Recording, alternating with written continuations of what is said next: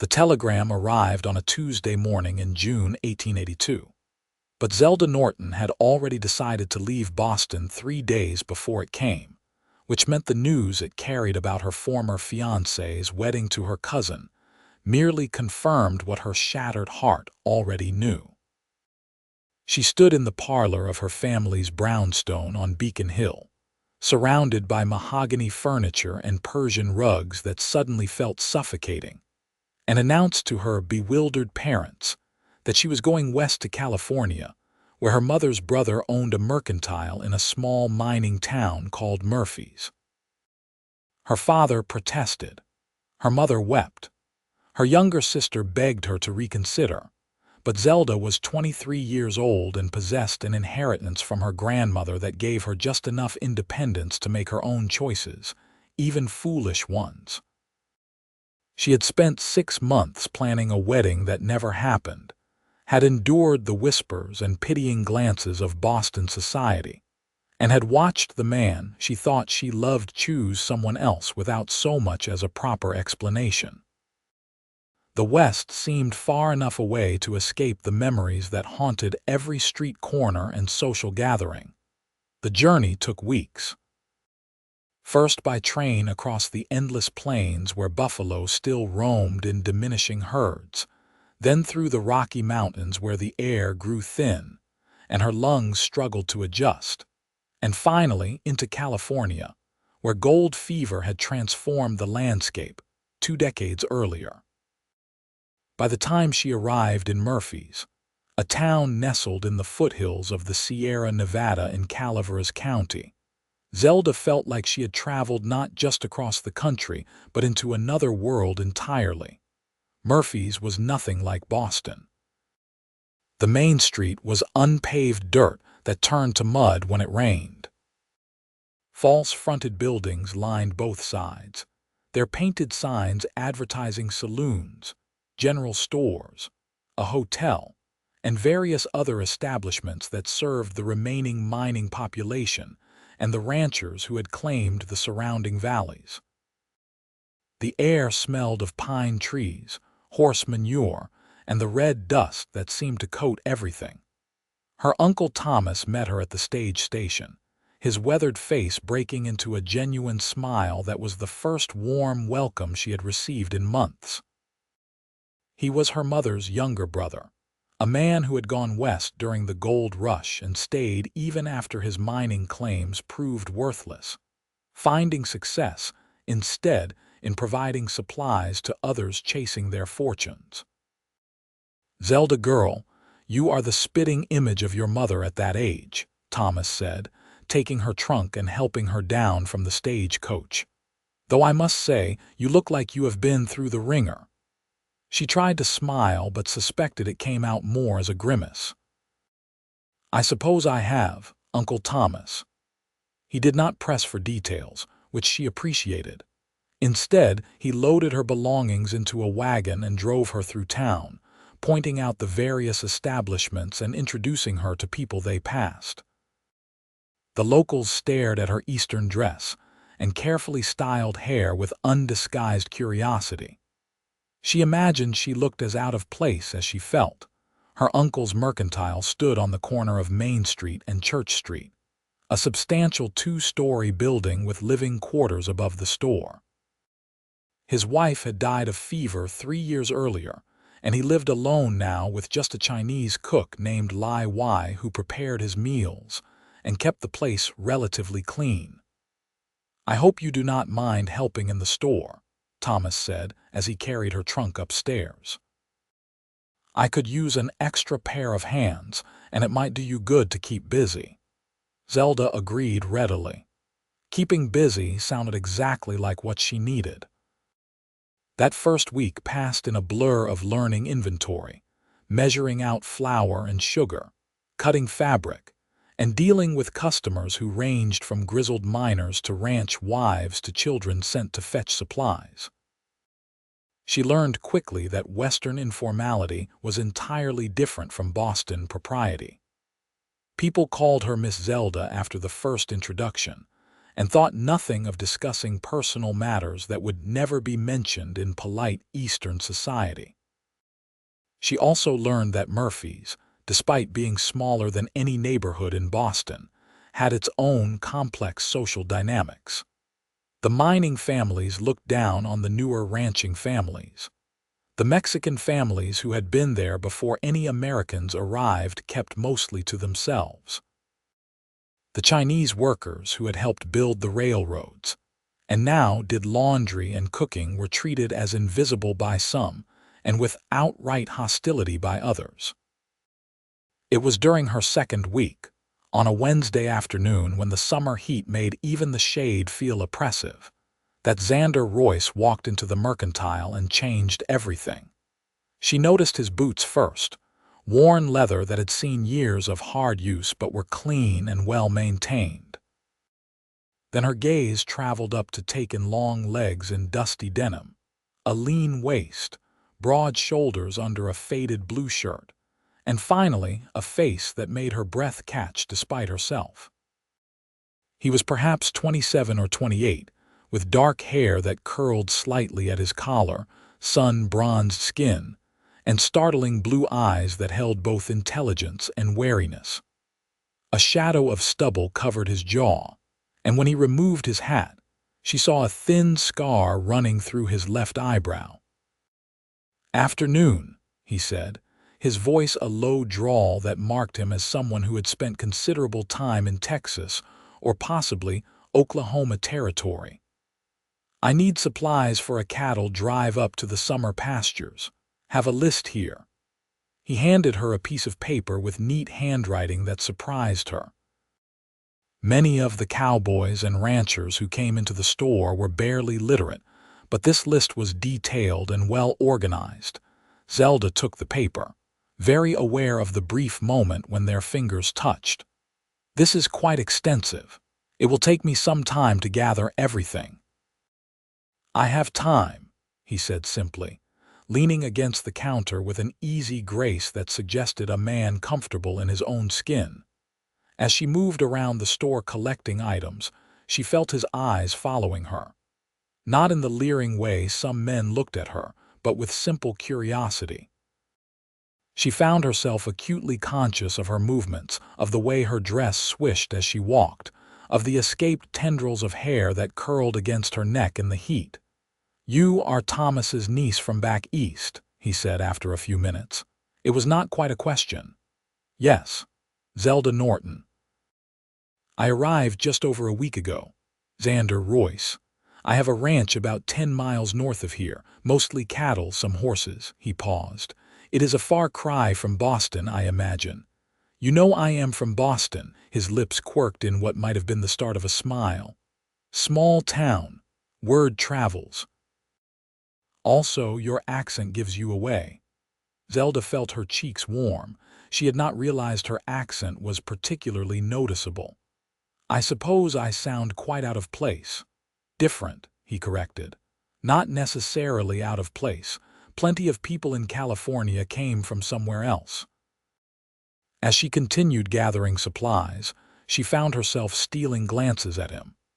There was something magnetic about his quiet confidence, the way he seemed entirely at ease with silence.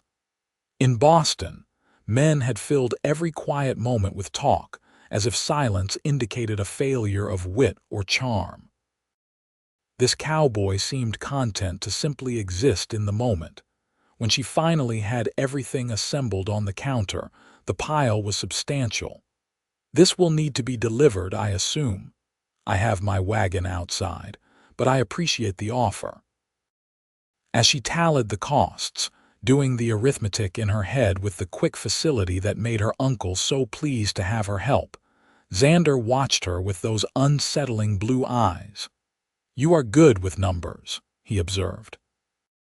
"My father insisted on education for all his children, daughters included. Mathematics came naturally to me. Wish more people thought that way. Education is valuable, regardless of gender." He said it matter-of-factly, without the patronizing tone men in Boston used when discussing women's education. The total came to a significant sum. Xander paid in cash, counting out the bills and coins without hesitation. As she helped him carry supplies to his wagon, she noticed it was well maintained, the horses healthy and calm. Everything about him suggested competence and attention to detail. "Thank you for your business, Mr. Royce," she said formally as he loaded the last box. "Xander," he corrected. "And you are welcome, Miss Zelda. I imagine I will be back before too long. Ranch always needs something." She watched him drive away, dust rising from the wagon wheels, and found herself hoping he was right about returning soon. Then she mentally scolded herself. She had come west to forget about men and romance, not to develop an interest in the first handsome cowboy who walked into her uncle's store. But over the following weeks, Xander did return. Sometimes for supplies, sometimes just for conversation when he came into town for other business. He never stayed long, and his demeanor remained quietly reserved, but Zelda found herself looking forward to his visits with an anticipation that both pleased and worried her. Her uncle noticed, of course. "Xander Royce is a good man," Thomas said one evening as they closed up the store. "Came out here about 5 years ago with nothing but determination and a small inheritance. Built his ranch up from nearly nothing. Works harder than any 3 men I know." "I was not asking," Zelda said, but she felt her cheeks warm. Thomas smiled knowingly. "Maybe not with words. But I see you brighten up when he comes around. Nothing wrong with that. You came here to heal, and sometimes healing means opening yourself up to new possibilities." Zelda did not respond, but she thought about his words that night as she lay in bed listening to the unfamiliar sounds of the western evening. Coyotes howling in the distance, the occasional burst of laughter from one of the saloons, the creak of the building settling. She had indeed come west to forget, to put distance between herself and the pain of betrayal. But perhaps her uncle was right. Perhaps healing was not just about forgetting, but about finding new experiences, new connections, new reasons to believe in possibilities. The summer progressed with the slow, steady rhythm of small-town life. Zelda grew accustomed to the heat, the dust, the casual informality of Western manners. She learned to measure out nails by weight, to judge fabric quality by touch, to remember the preferences of regular customers. The work was satisfying in a way her previous life of social calls and charity committees had never been. And Xander continued to appear, never quite predictably, but often enough that she found herself listening for the sound of his boots on the wooden boardwalk outside the store. Their conversations gradually grew longer, more personal. She learned that he had grown up in Kansas, that his parents had died in a cholera epidemic when he was 19, that he had worked as a ranch hand for years before saving enough to buy his own land. "Why California?" she asked one afternoon in late July as she helped him select new work gloves. "Wanted space," he said simply. Kansas was getting crowded, too many farmers fencing off the range eland. Out here, there is still room to breathe, still feels like you can build something lasting. "Do you ever get lonely?" 10 miles is quite isolated. He considered the question seriously, as he seemed to consider everything. "Sometimes, but I have good hands who work for me, and the work itself keeps me busy enough that I do not have much time for loneliness." He paused, then added with unusual directness, "Coming into town has been more appealing lately, though." Their eyes met, and Zelda felt her heart skip. There was no mistaking his meaning. Before she could respond, another customer entered, breaking the moment. But as Xander left a few minutes later, he turned back at the door. "There is a dance next Saturday at the community hall, celebrating the founding of the town or some such. Would you consider letting me escort you?" Zelda's first instinct was to refuse. She had not come west for romance. but looking at his honest, open expression, at the hint of vulnerability in asking, she found herself nodding.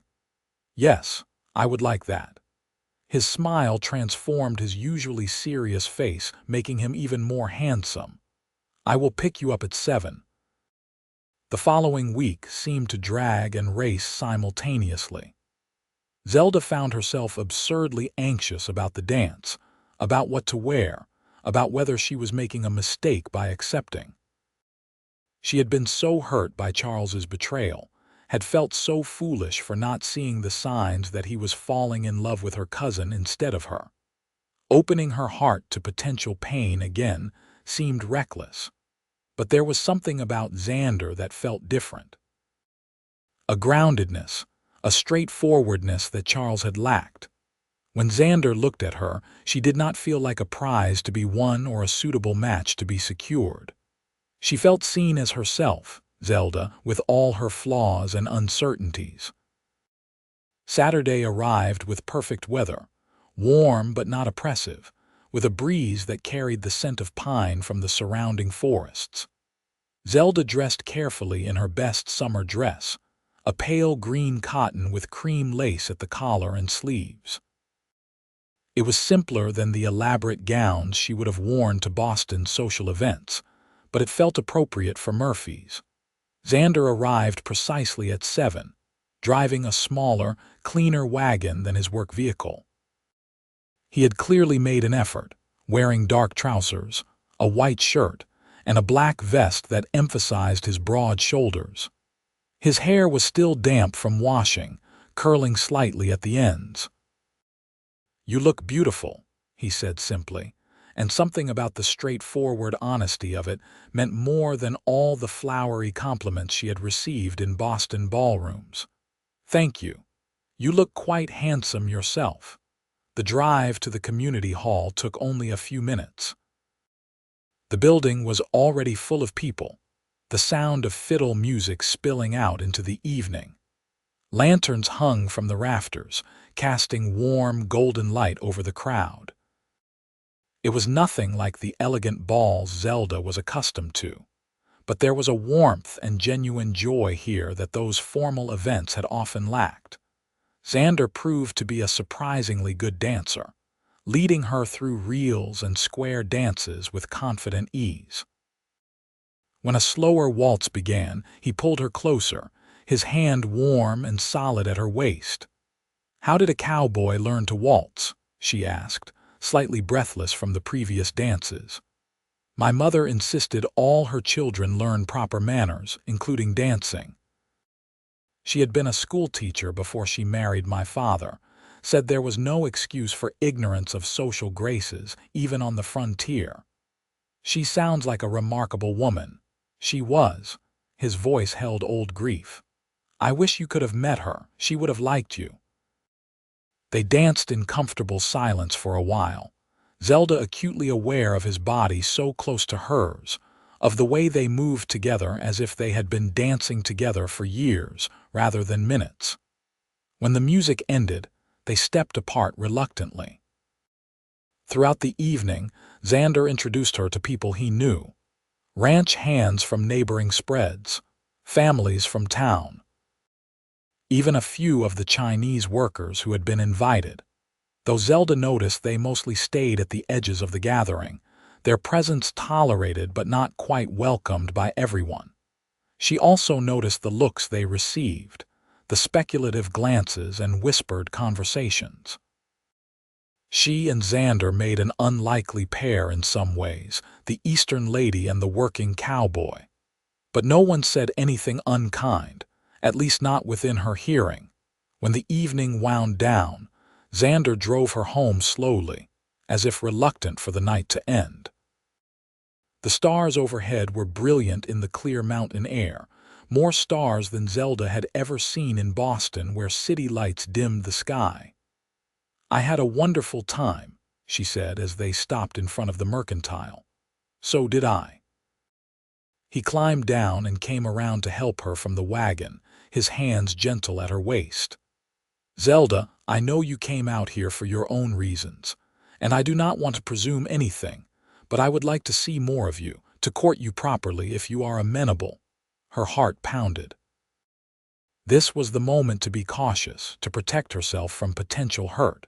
But looking up at his earnest face, illuminated by moonlight and the faint glow from the mercantile windows, she found she did not want to be cautious. "I would like that too," she said softly. He smiled, then surprised her by leaning down and pressing a gentle kiss to her forehead. "Good night, Zelda. Sleep well." She watched him drive away, her hand pressed to where he had kissed her, feeling like she had just stepped off a cliff into unknown territory. The courtship that followed was unlike anything Zelda had experienced in Boston.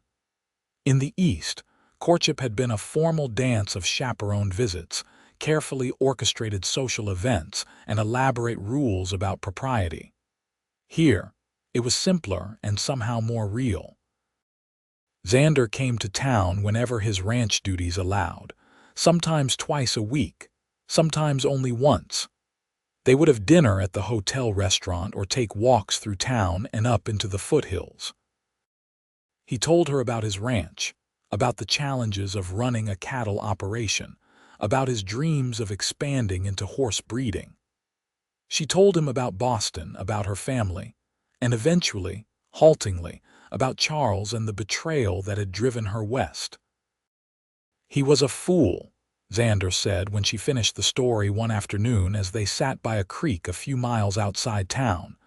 "Anyone who would choose someone else over you lacks sense." "You barely know me," she protested, though his words warmed her. "I know enough. I know you are intelligent and hardworking. I know you treat everyone with respect, regardless of their station. I know you have a quick laugh and a kind heart.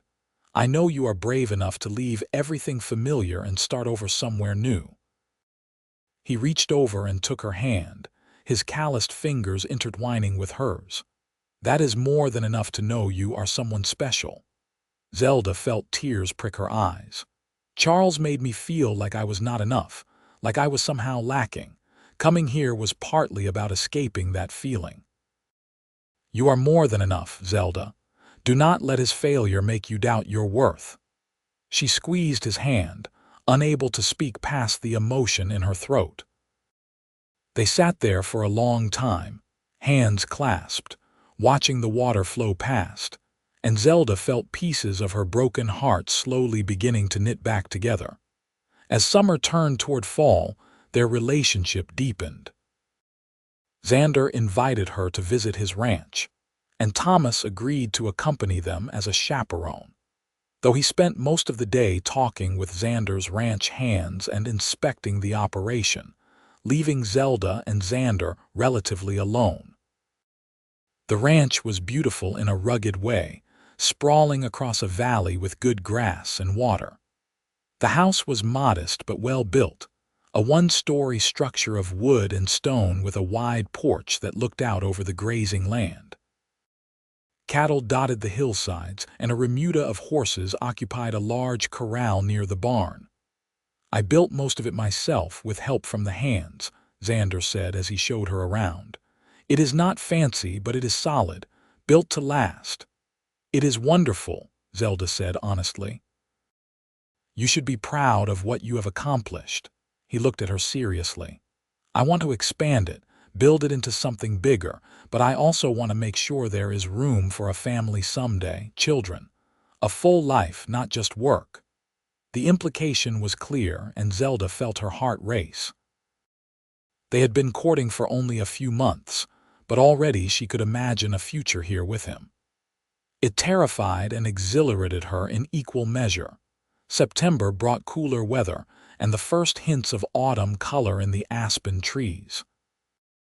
It also brought trouble in the form of a dispute over water rights between Xander and a neighboring rancher named Garrett Pierce. Pierce was an older man who had been in the valley longer than Xander, and he resented the younger man's success. The dispute came to a head one afternoon when Xander came into town with a split lip and bruised knuckles. Zelda gasped when she saw him. "What happened?" "Pierce's men tried to dam up the creek that runs through my land. When I objected, Things got physical. He winced as she gently cleaned the blood from his lip. The sheriff has been notified, but I am not sure how much good that will do. Pierce has more money and more influence. That is not right, Zelda said indignantly. You have legal water rights. Right and wrong do not always matter as much as power and money, Xander said wearily. But I am not going to roll over and let him steal my water. My cattle need it, especially if we have a dry winter. Over the following weeks, the situation escalated. Pierce's men continued to interfere with the water supply. Xander had to post his own men to guard the creek. There were more confrontations, though nothing as violent as the first. The tension was exhausting for everyone involved. Zelda found herself worrying constantly. She knew ranch disputes could turn deadly, knew that the law in these remote areas was often slow and ineffective. The thought of something happening to Xander made her physically ill. You could sell, she suggested one evening in early October as they sat on the porch of the mercantile, wrapped in shawls against the evening chill. Find another property somewhere safer. I could, Xander agreed, but I do not want to. That ranch is mine. I built it with my own hands and my own sweat. Letting Pierce drive me off would mean he wins, and men like him will keep winning as long as good people keep backing down. She understood his position but hated the risk it represented. I just do not want you to get hurt, or worse. He turned to her, taking both her hands in his. Zelda, I need to ask you something, and I need you to be honest with me. This situation with Pierce has made me realize that life is uncertain. We never know what might happen tomorrow. He took a deep breath. I love you. I have been in love with you since about the second time you tallied my order without a single error. You are everything I did not know I was looking for. And I know we have not been courting very long by traditional standards, but nothing about our lives has been traditional. So I am asking you, will you marry me? Will you take a chance on building a life with me, even though it might not be easy or comfortable, even though there are risks? Zelda felt tears streaming down her face. 3 months ago, she would have said she was done with love, done with trusting men, done with risking her heart. But Xander had changed everything. He had shown her what real love could look like, honest, solid, built on mutual respect and genuine connection. Yes, she whispered. Yes, I will marry you. He pulled her into his arms, kissing her with a passion that made her forget the cold evening air, forget her worries about Pierce and water rights and all the uncertainties of frontier life. In that moment, there was only the two of them and the overwhelming rightness of their connection. They were married 3 weeks later in a simple ceremony at the small church in Murphy's. Zelda wore a cream-colored dress that her uncle had special ordered from San Francisco, and Xander wore a new suit that made him look slightly uncomfortable but undeniably handsome. Thomas walked her down the aisle with tears in his eyes, and nearly everyone in town attended the ceremony and the celebration that followed. Even in her happiness, Zelda spared a thought for her family back in Boston. She had written to tell them about Xander and the engagement, but the mail was slow and she had not yet received a response. She hoped they would be happy for her, would understand that she had found something real and valuable in the West. The question of where they would live had been resolved when Thomas suggested they move into the upper floor of the mercantile temporarily. I have more space than I need, and this way Zelda can continue helping in the store while you get things settled with Pierce, he had said practically. Xander had agreed, though Zelda knew he was eager to bring her to the ranch permanently.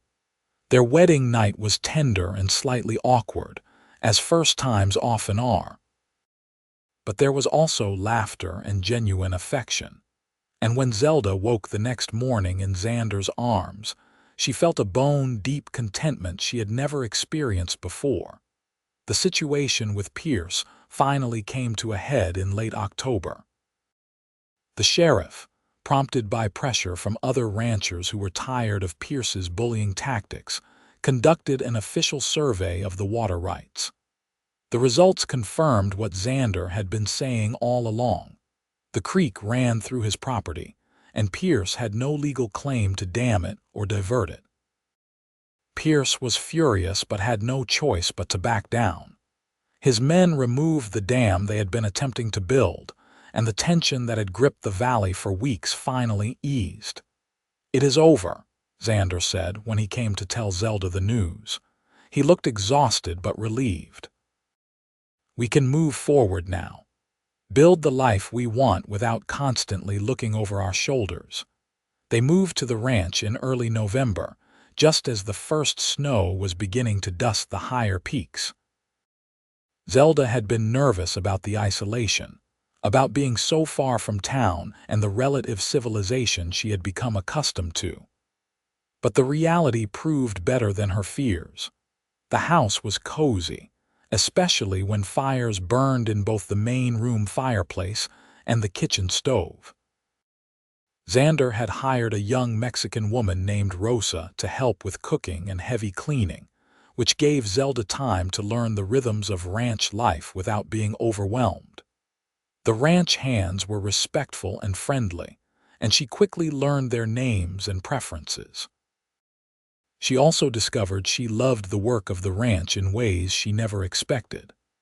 She learned to ride properly, not the sedate side-saddle riding of Boston parks, but the practical astride riding that allowed her to actually help with ranch work. She learned to recognize different cattle and horses as individuals, to spot signs of illness or injury, to keep the household accounts and manage supplies. Winter settled in with surprising gentleness that year. There was snow, but not the devastating blizzards that sometimes hit the Sierra Nevada.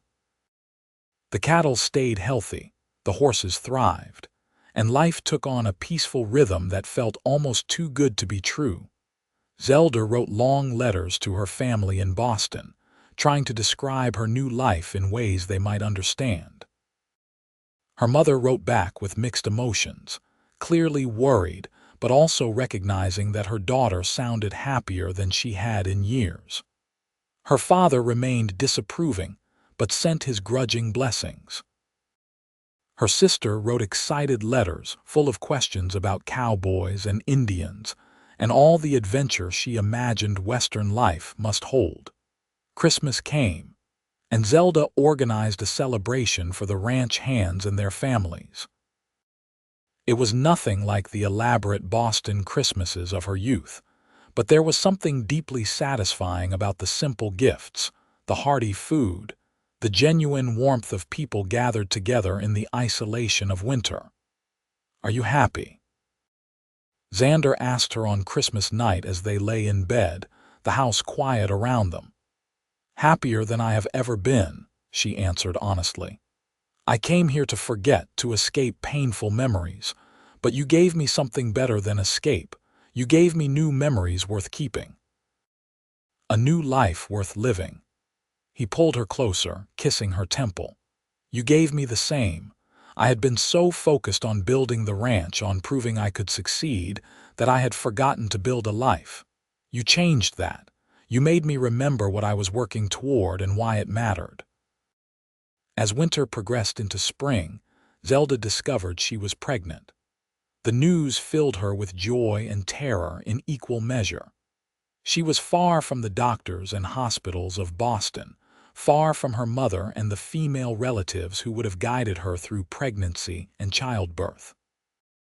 But Rosa proved to be a wealth of practical knowledge, having helped her own mother deliver babies for years, and there was a midwife in Murphy's who had a good reputation. Xander was simultaneously thrilled and terrified. He became even more protective than usual, trying to prevent her from doing any heavy work, worrying about every little thing. She found his concern both touching and occasionally irritating. "Women have been having babies since the beginning of time. she reminded him when he tried to stop her from riding out to check on a new calf. "I am perfectly healthy, and the midwife says exercise is good for me." "I know," he said, running a hand through his hair in frustration. "I just cannot help worrying. You are everything to me, Zelda. If something happened to you, I do not know what I would do." She softened, taking his hand and placing it on her still flat stomach. "Nothing is going to happen to me. We are both going to be fine. And come September, you are going to be a father." The pregnancy progressed smoothly through spring and into summer. Zelda continued to help with ranch work as much as her growing belly allowed, refusing to become an invalid. She felt strong and healthy, even as the baby grew larger and her center of gravity shifted. In August, her mother surprised everyone by arriving in Murphy's, having made the long journey west to be present for the birth of her first grandchild. Zelda burst into tears when she saw her mother step down from the stagecoach, overcome with emotion she had not realized she was holding back. "Oh, my dear girl," her mother said, embracing her carefully. "Did you think I would not come? You are my daughter. Of course I came." Having her mother present eased anxieties Zelda had not wanted to acknowledge. When labor began in early September, just as the first hints of autumn were touching the aspen leaves, her mother was there along with the midwife and Rosa, providing comfort and encouragement through the long hours of bringing new life into the world. The baby was a boy, healthy and loud, with his father's dark hair and what appeared to be his mother's nose. Xander held his son with shaking hands, tears streaming openly down his face as he looked from the baby to Zelda with an expression of pure wonder. "He is perfect," Xander whispered. "You are perfect. I cannot believe how lucky I am."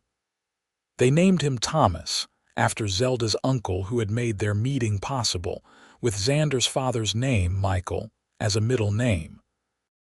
Thomas Michael Royce, born September 8, 1883, in a ranch house in the foothills of the Sierra Nevada, as far from Boston as Zelda could have imagined a year ago. Her mother stayed for 6 weeks, long enough to ensure both Zelda and the baby were thriving. "I must admit," her mother said the day before she left, "I had my doubts about this Western adventure of yours, but I can see you have found something real here, something worth having. Your Xander is a good man, and he clearly adores you." "He does," Zelda agreed, watching through the window as Xander worked in the corral training a young horse with patient skill. "And I adore him. I came here broken, running from pain, but he helped me put myself back together. He showed me that the past does not have to define the future." "That is the truest measure of love," her mother said. "Not grand gestures or pretty words, but helping each other become the best versions of yourselves." After her mother left, Zelda settled into the rhythms of motherhood combined with ranch life. It was exhausting in ways she had not anticipated, but also deeply fulfilling. Thomas was a relatively easy baby, and Rosa was happy to help care for him while Zelda managed household duties and helped with ranch accounts. The ranch continued to prosper. Xander expanded the herd and began the horse breeding program he had been planning. He proved to have an exceptional eye for horseflesh, and his horses quickly gained a reputation for quality throughout the region. Additional hands were hired, including a young man named James who had a gift with horses that rivaled Xander's own. Life settled into a comfortable pattern. Seasons changed, bringing their rhythms of ranch work. Calving in spring, moving cattle to summer pastures, preparing for winter, and then starting the cycle again. Thomas grew from baby to toddler, learning to walk in the ranch yard with chickens scattering around him, learning his first words from a combination of his parents and the ranch hands who all doted on him. When Thomas was nearly 2, Zelda became pregnant again. This pregnancy was harder than the first, with more fatigue and nausea, but she weathered it with the same determination she brought to everything else. Their second child was another boy, born in July 1885, whom they named Andrew James, using Xander's middle name and honoring their skilled horse trainer. 2 boys kept them busy. The house was full of noise and energy, of childish laughter and occasional tears, of the organized chaos that comes with young children. Zelda sometimes felt overwhelmed by the demands of motherhood combined with ranch life, but she never regretted her choices. This was the life she had chosen, the family she had helped create. On Thomas's 3rd birthday in September 1886, they held a party that included ranch families and people from town. Uncle Thomas came, now visibly older but still spry, bringing elaborate gifts for his namesake. Other ranching families brought their children, and the yard was full of running, playing kids while adults talked and ate Rose's excellent food. As Zelda watched Xander playing with Thomas and Andrew, swinging them around while they shrieked with delight, she felt a profound sense of gratitude. 4 years ago, she had been broken and lost, fleeing from pain with no real plan beyond escape. Now she had a husband she loved deeply, 2 healthy sons, a home that felt like it had always been meant to be hers, and a life that was rich in all the ways that truly mattered. "You look happy," Uncle Thomas said, coming to stand beside her. "I am," she said simply. "Happier than I knew was possible. I am glad. When you first arrived, you looked like a woman carrying the weight of the world. Now you look like you have found your place in it." "I have," she agreed. "Thanks in part to you. If you had not taken me in, given me a chance to start over, I never would have met Xander, never would have found this life." Thomas smiled. "I just provided the opportunity. You did the rest. You were brave enough to come west, brave enough to give your heart another chance. That takes courage." As autumn progressed into winter, Zelda found herself thinking often about the journey that had brought her here, about Charles and his betrayal that had seemed so devastating at the time, about her decision to flee to California, about walking into the mercantile that first week and having Xander walk through the door, about all the small choices and coincidences that had led to this life. She realized now that Charles had done her a favor, though she would never thank him for it. His betrayal had broken her free from a life that would never have made her truly happy. Boston society, with all its rules and restrictions, had never fit her as comfortably as she had pretended. She would have married Charles had he asked, and probably spent the rest of her life wondering why she felt so restless and unfulfilled. Instead, she had this: a ranch in California, a husband who was her true partner in every sense, children who would grow up knowing wide open spaces and honest work, a life built on substance rather than appearance, on genuine connection rather than social propriety. In the spring of 1887, Uncle Thomas died peacefully in his sleep. He was 68 years old, had lived a full life, and had made his peace with the world. Zelda grieved deeply, knowing that without him, everything she now had would not exist. Xander held her through her tears, understanding that she was mourning not just her uncle, but the last real connection to her old life. Thomas had left the mercantile to Zelda in his will. She and Xander debated what to do with it before ultimately deciding to keep it, hiring a manager to run the day-to-day operations while Zelda maintained oversight of the accounts and major decisions. The income helped support the ranch during difficult years, and it kept her connected to the town. Their third child, a daughter they named Margaret Rose, was born in October 1887. After 2 boys, having a girl brought new energy to the household. She had Zelda's green eyes and Xander's dark hair, and from her earliest days, she showed a fierce determination that promised an interesting future.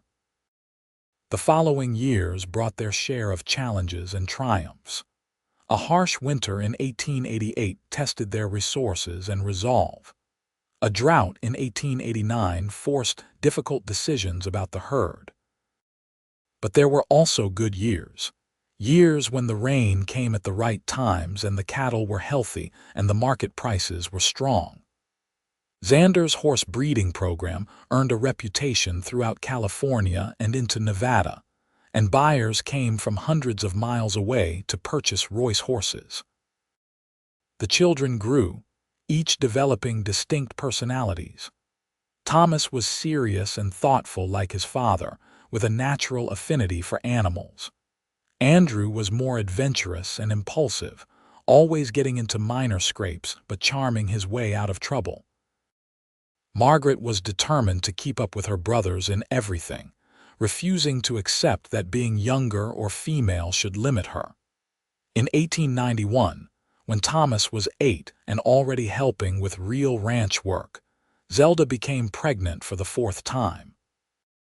She was 32 now, still healthy but more tired than she remembered being with the earlier pregnancies. This time brought twin boys, Simon and Samuel, born in February 1892, during a winter snowstorm that made getting the midwife to the ranch a harrowing adventure. 5 children meant the ranch house had to be expanded. Xander and his hands built an addition that included more bedrooms and a larger kitchen, turning the modest original house into something more substantial. The work was done in stages over 2 years, and when it was finished, the house felt like a true family home, large enough to hold not just their current family but any future growth. Life continued its steady rhythm. The children attended the school in Murphy's, riding in together on horses or in the wagon depending on weather. Zelda served on the school board, using her education and intelligence to improve opportunities for all the children in the area. Xander became one of the respected voices in the ranching community, known for his fairness and his willingness to help neighbors in need. On their 10th wedding anniversary in October 1893, Xander surprised Zelda with a trip to San Francisco.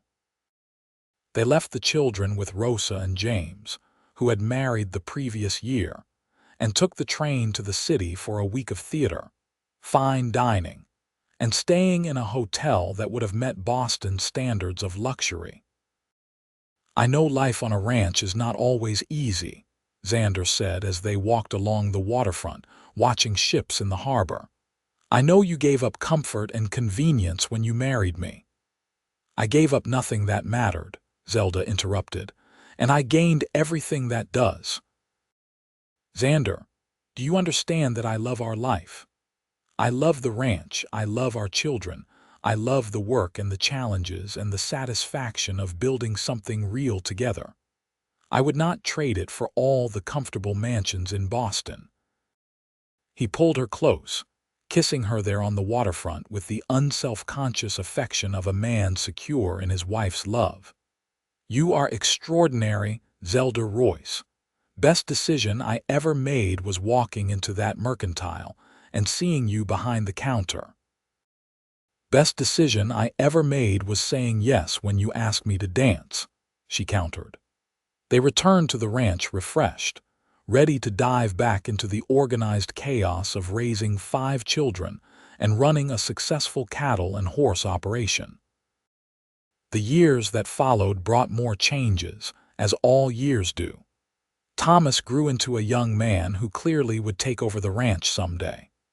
Andrew announced his intention to become a doctor and left for medical school in San Francisco. Margaret insisted on learning everything her brothers learned and then some, showing a head for business that surpassed even Zelda's. The twins, Simon and Samuel, were inseparable and equally inclined toward trouble, though their antics were more humorous than harmful. They kept everyone on their toes with schemes that ranged from trying to tame wild rabbits to building a rope swing over the creek that resulted in more than a few dunkings. In 1898, when the Spanish-American War broke out, there was fear that Thomas might be drafted, but the war ended quickly, and he remained safe at home.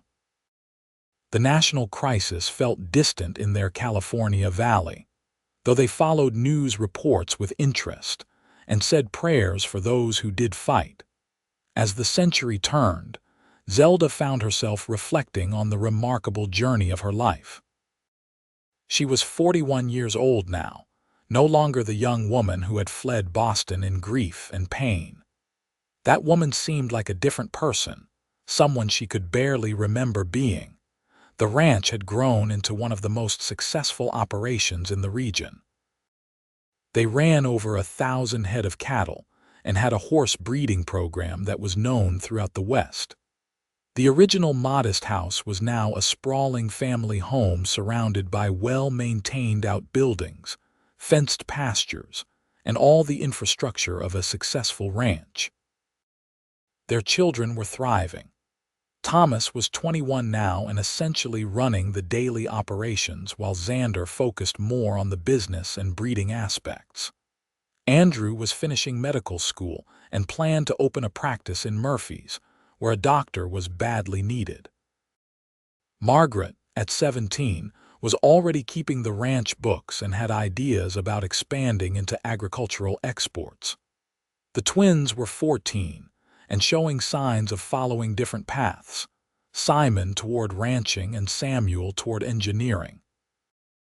Xander, at 47, had silvered at the temples but remained strong and vital, still capable of a full day's work. He and Zelda had settled into a deep, comfortable love that was all the more precious for being built on years of shared experience, mutual respect, and genuine partnership. On a warm evening in May 1903, as they sat on the porch after dinner watching the sun set over the valley, Xander took her hand. "You ever think about what your life might have been like if you had stayed in Boston?" he asked. Zelda considered the question. "Sometimes. I probably would have eventually married someone suitable, had a respectable life in a nice house, attending proper social events and doing charity work. It would have been comfortable and entirely empty of real meaning. No regrets then, none whatsoever. Coming west was the best thing I ever did. You were the best thing that ever happened to me." She squeezed his hand. "I came here to forget, to escape painful memories, but you gave me something so much better than forgetting. You gave me a whole new life, new memories worth keeping. A love worth having, a future worth building. You gave me the same," he said softly. "I had land and cattle and plans, but I did not have a real life until you. You took what I was building and turned it into a home, gave it meaning and purpose beyond just success." They sat in comfortable silence as the sky turned from gold to pink to purple, the familiar sounds of the ranch settling for the night around them. Cattle lowing in the distance, horses moving in the corrals, the evening breeze rustling through the pine trees. Their children's voices and laughter drifting from the house. Zelda thought about the telegram that had arrived 21 years ago, about how devastated she had been, how certain that her life was essentially over at 23. She had been so young, so naive about what really mattered. That betrayal had seemed like the end of everything, when in reality, it had been the beginning. The years continued to unfold with their mixture of joy and challenge. In 1904, Andrew married a young woman he had met in medical school and brought her home to Murphy's, where he opened his practice as planned. Margaret shocked everyone by announcing her engagement to a young lawyer from Sacramento. Though her insistence on continuing to help manage the ranch, even after marriage, should not have surprised anyone who knew her. Thomas married in 1905, choosing as his wife the daughter of a neighboring rancher. Her name was Catherine, and she proved to be as capable and hardworking as Thomas himself. They moved into a house Xander and Thomas built on the eastern portion of the ranch, starting their own branch of the family. The twins finished school and, as predicted, went separate ways. Simon stayed on the ranch, while Samuel headed to college to study engineering. Even divided, they remained close, their twin bond unbreakable despite distance. By 1908, Zelda and Xander were grandparents several times over, with Thomas and Catherine providing 2 grandchildren, Andrew and his wife contributing 1, and Margaret, despite her business acumen, enthusiastically embracing motherhood with her first child. The ranch house that had started as a modest bachelor's dwelling now regularly hosted 3 generations for Sunday dinners and holiday celebrations. Xander retired from the heavy physical work, turning daily operations over to Thomas, while he focused on breeding decisions and business strategy. He and Zelda spent more time traveling, visiting their various children, and enjoying the fruits of the life they had built together. In the summer of 1910, they took a trip back east so Zelda could visit her aging parents and show Xander where she had grown up. Boston felt alien to her now, the crowded streets and formal manners strange after nearly 30 years in California. Her parents were elderly but well, and they were gracious to Xander, recognizing that he had given their daughter a life that made her genuinely happy. They also, out of curiosity, attended a social event where they encountered Charles, Zelda's former fiancé. He was successful and had children, but there was something worn about him, a sense of dissatisfaction that was visible despite his surface pleasantness. His wife, Zelda's former cousin, seemed brittle and unhappy. "I heard you went out west," Charles said during their brief conversation. "Quite an adventure, I imagine." "It was," Zelda agreed, "and continues to be. This is my husband, Xander Royce. We have a ranch in California." The 2 men shook hands, and Zelda saw Charles taking in Xander's quiet confidence, his weathered handsomeness, the obvious connection between husband and wife. Something like regret flickered across Charles's face before he excused himself. "That was the man who broke your heart?" Xander asked later. "Yes, though looking at him now I wonder what I ever saw in him. He seems so small somehow, so limited." "You are not the woman you were when you knew him," Xander observed. "You have grown and changed, built a life that would have been impossible if you had stayed here." Zelda smiled. "I suppose I should thank him for being foolish enough to let me go, though I do not think I will. Some debts are better left unacknowledged." They returned to California gladly, both of them recognizing that the ranch was truly home now. The West had shaped them, had given them room to become the people they were meant to be. The years flowed past with increasing speed, as they always do when life is full and satisfying. More grandchildren arrived, growing the family into a small clan. The ranch continued to prosper even as the world changed around them. Automobiles began to replace horses for transportation, though not for ranch work. Electricity came to Murphy's, and eventually to the ranch as well, bringing electric lights that seemed almost magical after decades of lanterns.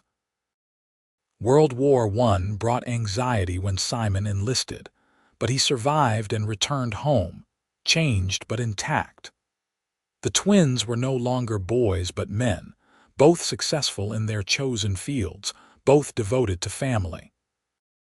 By 1920, Zelda and Xander were in their 60s, still active but slowing down as age inevitably demanded.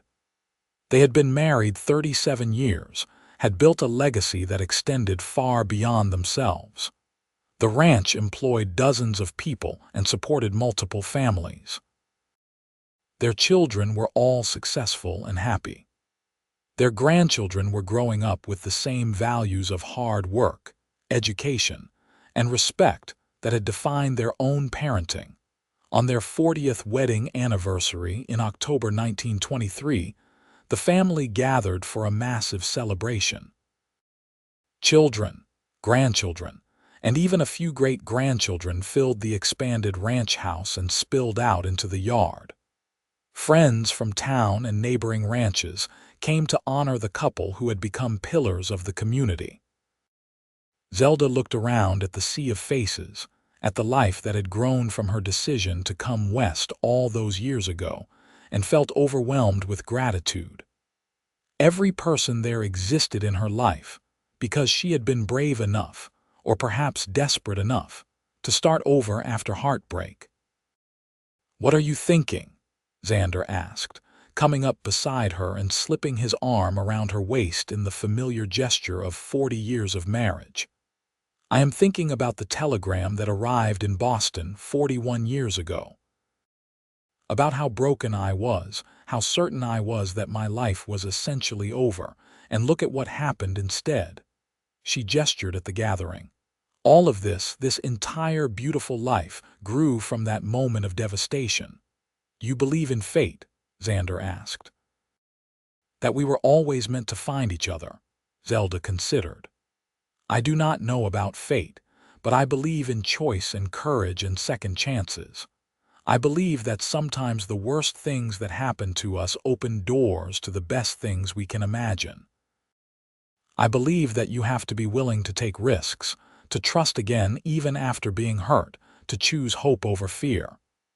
"You were worth every risk," Xander said, kissing her temple. "These 40 years have been the best of my life. You turned a ranch into a home, a lonely cowboy into a husband and father, a dream into a legacy. I love you, Zelda Royce. I always have and I always will. And I love you, Xander. You gave me new memories worth keeping, a life worth living. You showed me that love could be real and lasting and built on solid ground rather than pretty illusions." They stood together, watching their family celebrate around them, and Zelda felt a profound sense of completion. This was what she had been seeking without knowing it when she boarded that train in Boston all those years ago. Not escape, not forgetting, but transformation. The chance to become the fullest version of herself, to build something meaningful, to love and be loved in return. The party continued into the evening, with music and dancing and storytelling. The grandchildren begged for tales of the old days, and Zelda and Xander obliged, telling stories of their courtship, of early struggles on the ranch, of challenges overcome and victories won. They told the stories with humor and honesty, wanting the younger generations to understand that the life they now enjoyed had been built through hard work, determination, an unwavering commitment to each other and to their shared dreams. As the evening wound down and families began preparing to leave or settle into spare rooms for the night, Thomas raised a glass in a final toast. "To my parents," he said, his voice carrying over the quieting crowd, "who taught us by example what love, commitment, and hard work could build. Who gave us roots and wings, security and adventure. Who showed us that the best legacy is not money or property, but character and connection. Thank you for everything you have given us, everything you have built, and everything you have taught us." The toast was echoed by everyone present, glasses raised in the lamplight, voices joining in appreciation and love. Zelda felt tears streaming down her face, but they were tears of joy, of gratitude, of recognition that her life had been even better than she could have imagined that day. She stepped off the stagecoach in Murphy's. In the quiet hours after everyone had settled for the night, Zelda and Xander lay in their bed, hands clasped in the darkness. The sounds of their large, extended family filled the house around them, the breathing of sleeping children and grandchildren, the soft murmur of adult conversation from those not yet asleep, the settling creaks of a well-loved home. "We did well," Xander said softly. "We did," Zelda agreed. "Better than well. We built something that will outlast us, something that matters. No regrets, not a single one. Only that I did not meet you sooner. I would have liked more years with you." Zelda smiled in the darkness. "We have had 40 wonderful years, and, God willing, will have more to come. That is more than many people ever get. I am grateful for every moment." They drifted toward sleep, comfortable in each other's presence after 4 decades of sharing a bed, a life, a dream. Zelda's last conscious thought was of that telegram, of the betrayal that had sent her west, and how it had ultimately been not a tragedy but a gift. It had broken her free from a life too small for who she was meant to become, had sent her on a journey that led to everything that truly mattered. She came west to forget, but what she found was so much better than forgetting. She found herself. She found love. She found home. And in the arms of a cowboy who saw her for who she really was and loved every part of her, she found memories worth keeping for the rest of her life. The years that followed their anniversary continued to bring the natural progressions of a long life well lived. Xander and Zelda both lived well into their 80s, unusual for their generation, but perhaps not surprising given the active, purposeful lives they led. They remained involved with the ranch until the very end, though in increasingly advisory rather than active roles. Xander died first in 1931, peacefully in his sleep at age 78. He had lived to see the ranch not just survive but thrive through changing times, had known his children's children's children, had left a legacy of integrity and hard work that shaped everyone who knew him. Zelda grieved deeply, but without despair, knowing that she had been blessed with 51 years of true partnership, of genuine love, of a relationship that had enriched every aspect of her life. She lived another 4 years without him, remaining sharp and engaged until the end. She died in early 1935 at age 76, surrounded by family, her last words a whispered, "I am coming," my love that left no doubt she believed she was going to rejoin her husband. They were buried side by side on a hill overlooking the valley they had built their life in, with simple headstones that read, Xander Royce, 1853–1931, beloved husband, father, grandfather, and Zelda Royce, 1859–1935, beloved wife, mother, grandmother. The simplicity of the markers belied the richness of the lives they represented, but those who knew them understood that they had never sought recognition or acclaim. They had sought meaning, connection, and the satisfaction of building something lasting together. The ranch continued through the generations, adapting to changing times while maintaining the core values Xander and Zelda had established. Their children, grandchildren, and great-grandchildren all carried forward the lessons learned from watching how they lived, how they loved, how they faced challenges with courage and integrity. And somewhere in family lore, carefully preserved and passed down, was the story of how it all began. Of a young woman fleeing heartbreak who boarded a train heading west. Of a quiet cowboy who walked into a mercantile one hot afternoon.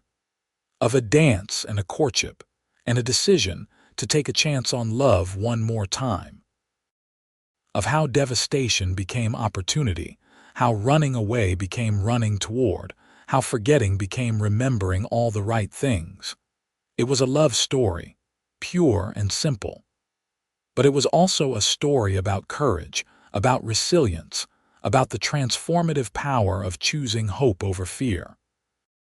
It was a story that reminded everyone who heard it that endings can become beginnings, that pain can open doors to joy, and that sometimes the best things in life come from the moments when everything falls apart.